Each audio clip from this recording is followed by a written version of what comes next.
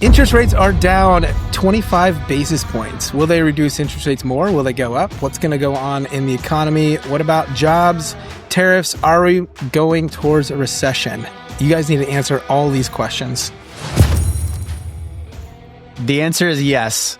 Yes, I think we are. I think we're going into a recession, or we're in a recession. It's just my own humble opinion.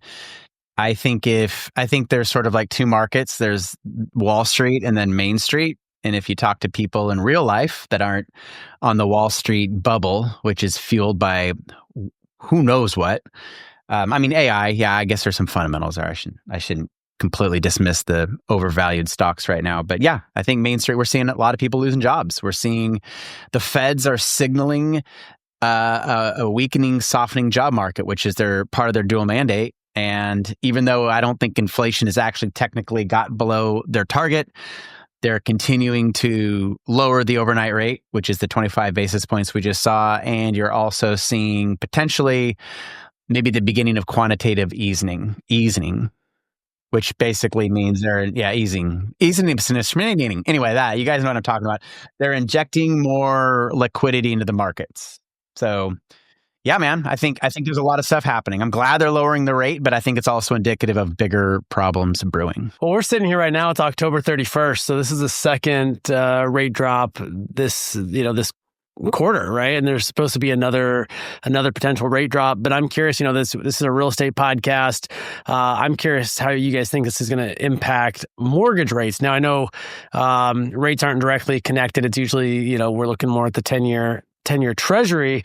That said, there may not be a direct impact, but oftentimes there is some parallels there. So I'm curious, being that this is a real estate investment podcast, how do you guys see this impacting real estate as a whole? How do you see this impacting mortgage rates? My understanding is even with this 25 basis drop, that mortgage rates actually went up slightly. That doesn't surprise me. And I'll let Mitch comment on. I'll see if Mitch can actually offer an intelligent response to that. Doubtful. Go, Mitch. Over time, they're correlated. I think we will see a drop. We've seen a drop, and even though we're tied to the 10-year, the 5-year treasury, we've seen a drop in commercial rates. Our recent quotes have come back lower sixes or mid sixes versus before we were in the high sixes or sevens. So I think there's a correlation. We will see a drop in mortgage rates. I think when it comes to deals, prices aren't just going to adjust immediately when rates drop. So I think there's going to be more opportunity for higher returns, which is great because we can go out in the marketplace and we can find better deals with the lower cost of debt. Mitch, do you think there's going to be more opportunities for seasoned investors that understand these things and they're watching these things and they're already in the game? Or do you think there's going to be an opportunity for new investors? Because I think, you get a lot of wannabe, newbie investors going, hey, it's too late. Like I should have bought property 20 years ago. And I agree. Like, there's the old adage, like the best time to buy real estate is 20 years ago. The next best time is today. That said, like I see a lot of people frustrated, not just investors, but also, homeowners. They're going, it's unaffordable. It's unaffordable to buy a personal residence, let alone an investment property, let alone, build a portfolio of 100 units like you guys are talking about. So like, what does this do for that average person who not only maybe trying to buy their first home, but also like they want to get in the game. They want to get in the game that we're playing. They want to start investing in real estate. They want to scale to 100 units. Do you see an opportunity for those new potential investors or just for these seasoned investors that are already in the game and are able to play the game that they're already in? I mean, I would say I see both. I think there's an opportunity whether you're building a massive portfolio or if you're starting out. The worst time, or I hate to say this because I think you can buy great deals anytime. That's the truth. But it is very, very, very difficult when prices are high and inflation is high and rates go up really quickly, which we saw a couple years ago. That got really, really tough. So people are looking at the marketplace going, look, I want to buy a duplex or single family or whatever you want to buy. Same with commercial real estate. And interest rates have gone up really, really high, which is just the cost of debt. But prices are still, 2022 prices. So that's a tough market. We saw that. I know us three, we didn't buy a lot in the last couple years because I think part of that was it was really difficult. You can still make deals, but it's harder. Today, I think we're seeing something different. We're seeing rates go down. We're seeing jobs data come out that doesn't look great. We're seeing potentially, I don't know if it's going to be a recession, maybe, but I think people are seeing some pain in the market. And like Travis talked about in the beginning, it is two markets. It's two complete economies, I should say. People who own equities, stocks, and real estate are feeling amazing versus people who don't. Maybe they rent or they're a school teacher on a fixed income or whatever, and they don't have assets. You're not going to feel wealthy. So I think it depends on who you are. But in this market, we have decreasing rates, and we also have sellers that are willing to sell and willing to barter. And so I do think there's more opportunity for whether you're building a massive portfolio or you're just getting into the game. Now, with that said, a deal by definition is an outlier. It's something that's different than the standard retail market. So deals are like, you could argue deals are always hard to find. Like, it is an outlier. It's a unique priced asset in a specific market. So you have to like still get on the phone. You got to build relationship. You got to do those things. But we've been deal hunting in the last couple of months. We found some awesome opportunities, and I think people can do the same thing no matter where they are in the investment cycle. Yeah, it's interesting. I think when you have lower rates, you sort of have puts and takes. Yes, the cost of capital is less. You can pencil a deal better, right? The cost of capital is a key part of cash flow real estate, right? Debt is an important lever, whether it's owner financing, which we've done a ton of over the last few years, or just generally in our career, bank financing, agency debt, whatever the case is. But also you start to see it's interesting because we're seeing a lot more deals, and we're going direct to seller. We're seeing sellers that are saying, I'm 70, I'm ready. Let's make a deal. I'm ready to go. And we're finding good deals, like Mitch said, potentially some outlier deals. But we're also talking to brokers in our network that are saying we're seeing a lot more buyers come to the table. Well, if you have more buyers, you have more demand, it's going to drive prices up, which could offset the lower cost of capital. So it goes back to what Gabe always says, is just like, people, if you have a scarcity mindset and you believe that deals don't exist, meaning the outliers Mitch is talking about, you will find every reason why deals don't exist. Before it was interest rates, maybe not pricing. Now it's going to be pricing and not interest rates, or whatever the case is. So it really comes down to a mindset thing, and activity generates results. The reason we're finding deals is because Mitch, because he's a voodoo magical cold caller, he's finding really amazing deals direct to seller. But our broker friends say that they're seeing a lot of buyers at the market. So I think that's kind of the point, and a little bit of a leading question. I mean, I do think it's always a good time to buy if you buy right. And if you're new and want to get in the game, you got to start playing the game. Like, you have to start building those relationships. You have to build your network. You have to get around people that are doing the thing. Because I think about, those that sit on the sidelines. Like, there's a lot of different, there's a big difference between sitting on the sidelines waiting and being in the game and knowing when an opportunity is in front of you. Because oftentimes, and I've seen this even with seasoned investors, they're like, I'm just going to sit on the sidelines for a couple years and wait. But like, they're not going to be in a position to take down that deal when it's right in front of them. So like, you have to get in the game even when the market's tough, even when deals are hard to find, because when that deal comes your way, that you go, this is an actual deal. This is one of those outliers that you guys are talking about. You're now in a position to take that down and pull the trigger and purchase that property. Well, you've got the networks in place. You've been talking to brokers. You're talking to sellers. You've got maybe capital partners lined up, because activity generates results. And maybe this is a silly analogy. I actually don't think it is, because I think there's so many parallels between real life and Monopoly, especially the game we play. Mitch and I always talk about this. The guy or gal that sits on the sidelines and keeps going around the board, stockpiling cash as fast as they can, never buying assets or real estate, they will lose every single freaking time. And I think life is like that as well. Especially if you're sitting on a boatload of cash right now and continuing to go around the board, eventually your cash dwindles. Other people buy up the assets. You land on Park Place. Half your cash is gone. Eventually you lose that game, especially now. Sitting on cash with inflation is a losing man's game. So I love that, man. Yeah. Let me give you an interesting example. So we have a guy in our elite mastermind, Dalton, right? He bought a fourplex from me. He's cash flowing about $1,000 a month. He's 22 years old. Now he knows that I'm selling off some of my portfolio, some of the properties I've held for a long time, my multifamily stuff.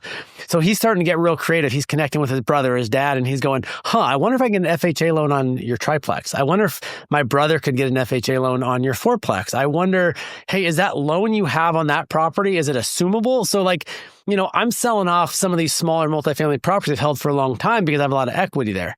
Now he's in our network. Like, he hangs out with us like multiple times a week. Like, he's on calls with us. Like, he's in our elite mastermind. but he's asking the right questions and getting around the right people. So he just buys at 22 years old his first 4-unit property, no money out of pocket. So 50% hard money, 50% private money, 50% seller financing. He immediately he asked me like, hey, do you think it's too soon to try to buy this 10-unit mobile home park? Now he's asking about my portfolio going, I'm interested in taking down this whole thing. What if I did an FHA loan? What if I assumed this loan? What if we got private money on this loan? And it's like, those are the questions to be asking. And so like, that's like a great example of like being in the game. There's a lot of 22-year-olds that are not even asking those questions. They don't even know what questions to ask. And here's Dalton at 22 years old asking the right questions to the right people to put deals in place. And it's going to set him up for the rest of his life and potentially like generations to come. Well, you got to be in the game, like you said. I mean, deals, I think people think that, once you get on the inside or you get the right broker, or you get whatever the connection is, like deals just like hit your desk. And I don't think that's the case. I think it's building relationships. It's cold calling if that's your expertise. It's like making a concerted effort to get out there and get into the right place at the right time, become a solution for somebody. Dalton's a solution for you, right? Your fourplex you sold to him, that's a solution for you. Or if you sell more, or if somebody else does too, he's a solution because he's in the right spot. I want to back up really quickly, and I'm not going to talk about the economy a ton, but for a second, I think that we are moving toward an AI economy. And the AI, the efficiency of AI are going to cause a lot of job loss. And what's happening is, and we're seeing that this week, we see 14,000 jobs layoffs at Amazon, 48,000 at UPS, Target's laying off people. Multiple of these massive corporations are laying people off. And because of that, I also think we're going to see more deals. And the reason is these folks are real estate owners. A lot of them are real estate owners. Maybe they have a one-off investment property, a multifamily or a mobile home park, or their family has something or whatever that is, or a single family or a duplex, whatever they own. When there's pain in the market, there's more opportunity. But you've got to, going back to the original point, you've got to be in the game. You have to be in communication. You have to be there and ready to be the solution for when folks want to exit properties. And so unfortunately, I'm not sure where this economy is going to go. I think we're going to go through some massive change this next year as AI starts to take over and add a lot more efficiencies. We could see more and more layoffs until things stabilize, but it will cause pain in the market. It already is. And that could be, an opportunity to be in the right spot at the right time. Absolutely. And I think the Feds are signaling that. I mean, you've got a situation. I mean, I'm surprised it was just 25 basis points. In fact, I think maybe secretly they wanted to go more, but they don't want to send the wrong signals. We can see more, I think. Yeah, but I mean, you asked earlier, like why are bond rates up, which are tied to like the treasuries are tied to a lot of the mortgages we do in commercial lending. When the overnight rate goes down, I think a lot of the rate reductions we've been seeing, because I'm refinancing, I've got a few refinances that we're working on. And you are seeing rate reductions. I think that's already priced in. I think people knew it was a foregone conclusion that this was going to happen. They're seeing potentially the Fed's getting a lot more dovish, injecting more liquidity into the markets. And so I think the bond markets are sort of supplied to supply and demand. And so I think that's what we're seeing. But yeah, I think the Feds know it. I think they know that we're in for more pain, a lot more pain.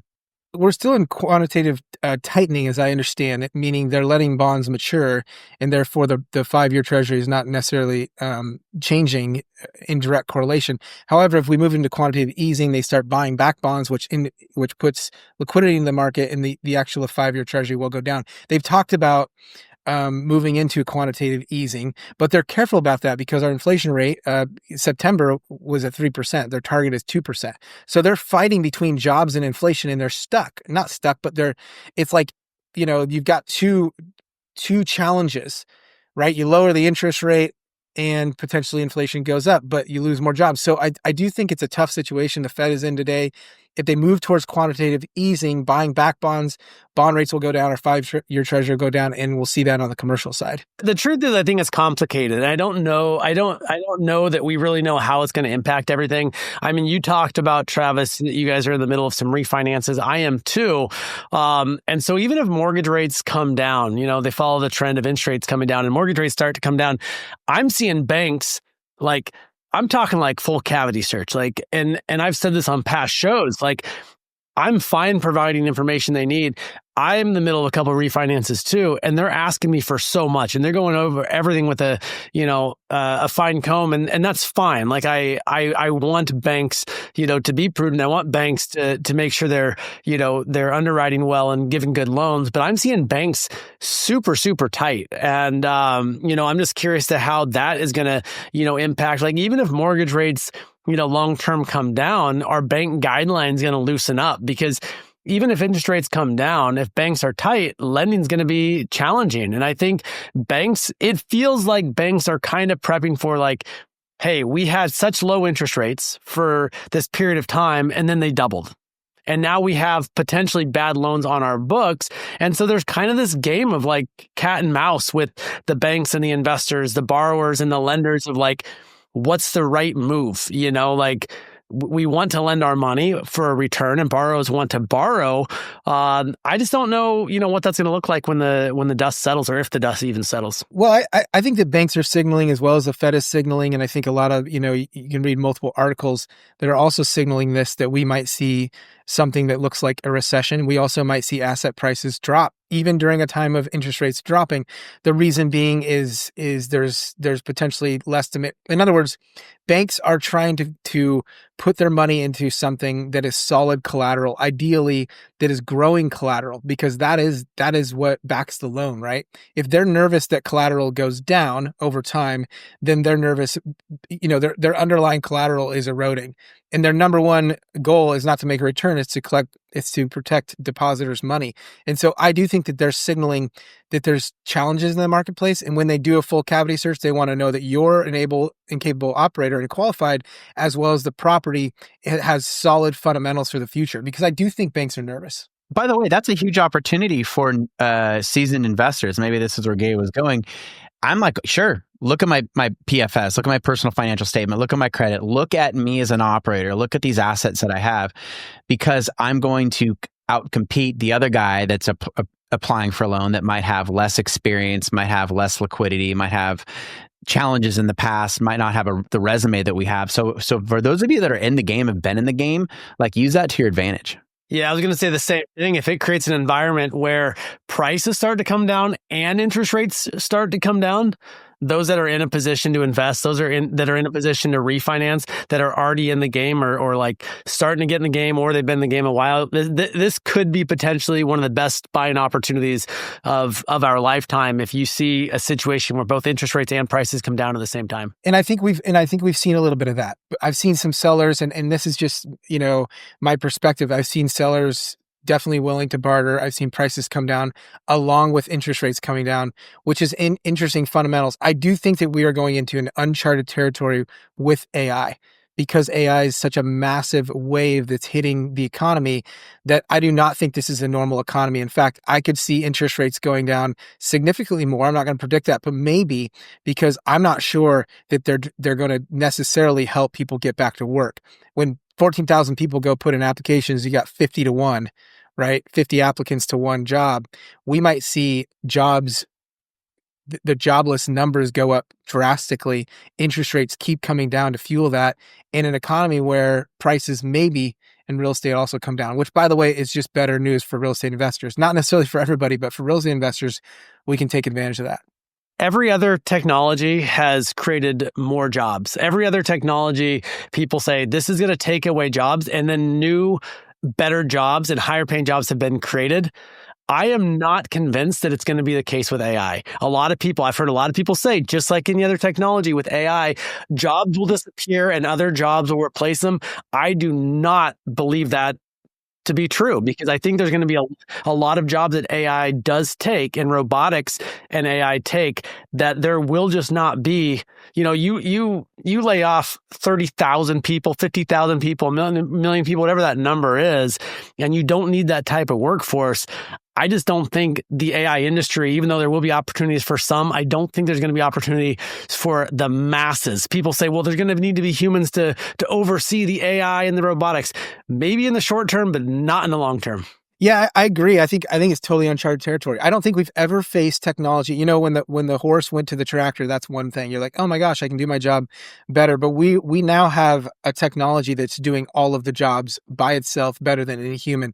I think we are totally in uncharted territory. We are facing an economy that I don't think we've ever faced in history because AI is not just making it better; they are fundamentally replacing. Now, maybe we look in the future, 50 years, and we go, oh my gosh, we were wrong. It created all these new jobs, whatever. But I think we could all agree in the short term, at least the next couple years, I think we're going to have a jobs problem. No, I think you're going to have the biggest transfer of wealth ever, and I think unfortunately the wealth is going to be consolidated heavily to the people that are either mining gold, mining AI gold, or selling the pickaxes and shovels to the people mining AI gold. And you're going to see a lot of people.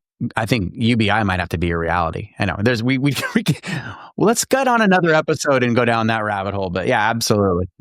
I also think those creating AI rap videos are gonna kill it in the next couple years. That's right. You got to go watch Gabe's. Yeah, yeah, I got to go watch Gabe's AI rap video. He looked a bit anemic though. He looked a little skinny in that video. So let's wrap it up, guys. I think in the end, it's like, when you see pain in the economy, when you see interest rates going down, it just gets better and better for real estate investors. And I do think, we're not AI guys necessarily, but we own land. We own land that produces more than just land. It produces income and cash flow over time. And I think that, it's hard to argue that land, the earth, that's a very limited resource. We only have so much. And so if you can position yourself right in this marketplace, I think you're going to win.